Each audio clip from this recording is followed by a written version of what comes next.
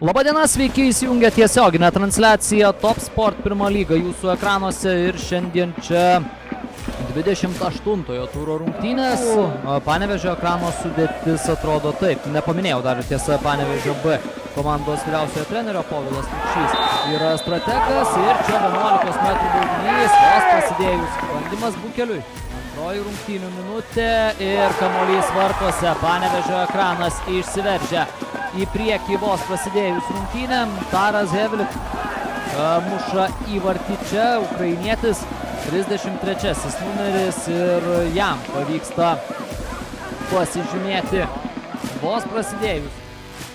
Jis nusimetė kamuolį, dabar dar vienas ekrano bandymas, smūgis į vartus ir Bukel.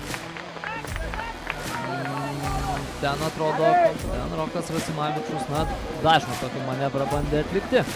Lugovskis, jo smūgis ir atremė jį Daniel Bukel. Kol kas ir pirmauja šiose rungtynėse ekranas. Vėliau rungtynės, sakykime taip, tai ir nebuvo geriausias sprendimas. Dabar jau žiūrint į tai, kas vyksta, buvo galima bandyti tą smūgį atlikti. Čia vartininko klaida, bet pats vartininkas vėliau situaciją ir gelbėja. Rasimavičiui, čia baudos aikštelėje kamuolys, gera galimybė, puikiai smūgis į vartus, kas čia vyksta, kamuolys vartuose, tačiau yra nuošalė. Oi. Čia kamuolys šalia baudos aikštelės, dar kartelį Heblikas ir 2-0.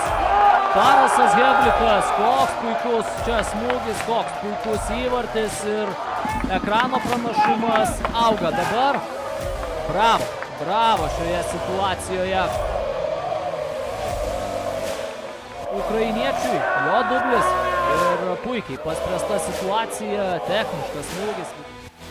Tai yra Hegelman, Dabrunga žaidžia su raudona kortele ir ten 1-1, čia Balola, jį pjauna vartininkas ir tai yra 11 metrų baudinys. Šį kartą Adevalė Obalola. Jo smūgis ir kamuolys vartuose, tai yra 3-0 ekranas. Dabar jau pradeda smagintis, trečiasis įvartis ir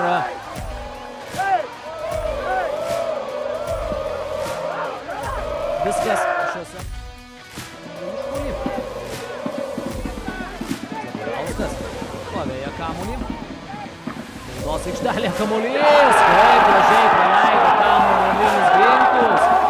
O vėliau pasižymė Arsenas Slobodianas.